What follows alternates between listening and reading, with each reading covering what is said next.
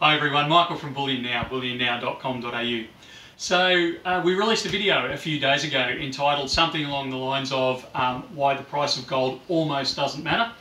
And it's caused a lot of really great discussion. So we thought we'd actually do a little bit of a part two, because there's a couple of comments that have been raised by people that we didn't cover.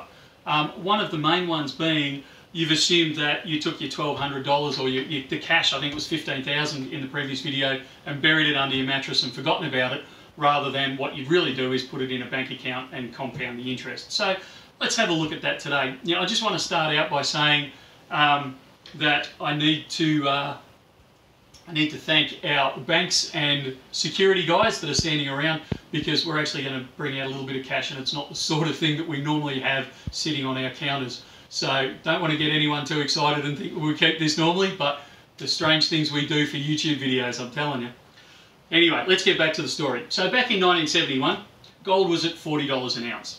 So your kilo bar, so we've got a nice Perth Mint kilo bar, and I thought I'd go that instead of dragging out all the 300 odd ounces that we did last time. Your kilo bar was going to cost you $1,286.05 in cash. So you had the choice. You could either pick up this beautiful bar, take it home, bury it in the bottom of your garden, stick it in the safe at the back, forget about it for 49 years, or you could take your $1,286.05 and you could take it down to your bank and deposit it into your savings account down there. Now, the numbers are going to bounce around a little bit. It depends on who you talk to and that type of stuff as to what an average compound interest would be over that time. I'm happy to get into that discussion, but we kind of need to draw the line somewhere. So after a bit of research on the internet with some of the more prestigious unbiased sites, such as your Vanguards, we've come across a kind of the average compound interest rate over that period of time from 71 to 2020 was somewhere between 7 and 8% in interest.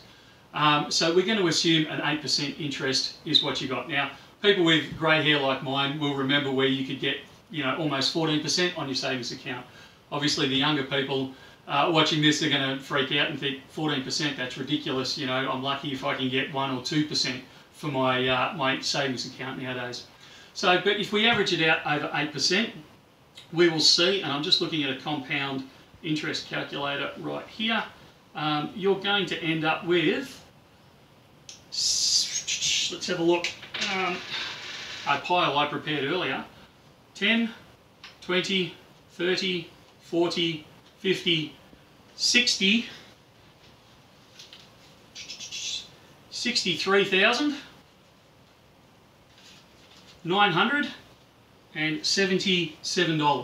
So a pretty impressive amount, going from $1,286 up to almost $64,000.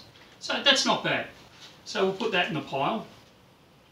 If we look at our kilo bar over that same sort of time, and I took a snapshot earlier which we'll actually put into this video as well, we ended up with, all we've done is stuck it in the back of the safe, pretty much the same as we've done with the bank account, 10, 20, 30, 40, 50, 60, 70, 80, $2,322.40. So you can see in a compound interest versus gold argument that your gold is going to have returned you almost $20,000 more over the same time period than your cash would. Now, I know it's not a complete black and white. I know that it doesn't take into account taxes. It doesn't take into account bank fees. Yes, you might have been able to squeeze a bigger interest rate right at the start, and we all know that the bigger interest rate you get at the start has more impact than towards the end. All those types of things. We can go through all that argument, but at a basic level, you're going to be better off. You're going to have preserved more purchasing power with your kilo of gold or with your gold purchase than you would holding it in any form of fiat. Now, the other argument is the stock market. It's a little bit murky, a little bit hard to compare that over that period of time, particularly in Australia. The stock exchange, the Australian Stock Exchange, wasn't around in '71. That didn't come along till much later. It was done by state-based at that stage. And you'll also find, even if we merge those state-based organisations, that a large portion of, let's say, the top 50 companies that were around then don't exist any longer. So you couldn't invest, like your investment would have changed over time. Some of them have gone broke, some of them have been bought out, all those types of things. You couldn't do back then what you can do now, which is park your money in an ETF, which gives you a spread of the top 20 or the top 50 or the top 100, so you could take that average out, because they didn't really hit Australia until about the year 2000. So it's difficult to make that comparison. But if you look at like a generalised accepted comparison, is you would have got somewhere around about a 9%. Some people even say up to 11%. At a 9% return, you are actually better off. You return about $100,000, and 11%, you're up around $250,000 in straight return. But you've got to remember that you've increased your risk profile. You're now dealing with businesses. You're not dealing with something that you're going to put in the back of the safe and forget about. The other thing you're not comparing is, we're not talking about gold being an investment as in a capital growth investment. We're talking about gold being an investment as in a wealth preservation. I'm not trying to increase the amount of capital I've got. I'm actually trying to maintain the purchasing power of this lump of gold.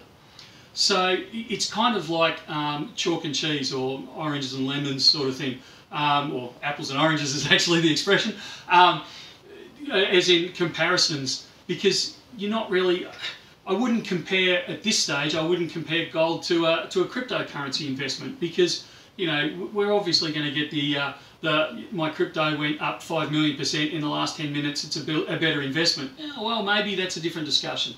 But for preserving your wealth, preserving that purchasing power, so that what I can purchase today is what I can purchase in 20 years' time, in 50 years' time, gold is the way to go. Not saying don't have those other investments there, but gold is always going to be able to buy what you want in the future for the same sort of amount. All right, that's all we wanted to talk about. And like I said, just before anyone gets illusions of grandeur, we don't normally keep this sort of cash out on the counter. And again, thanks to our resident security guard who's overseeing this, and the banks for allowing me to borrow some money for a short period of time. All right, we'll talk again soon. See ya.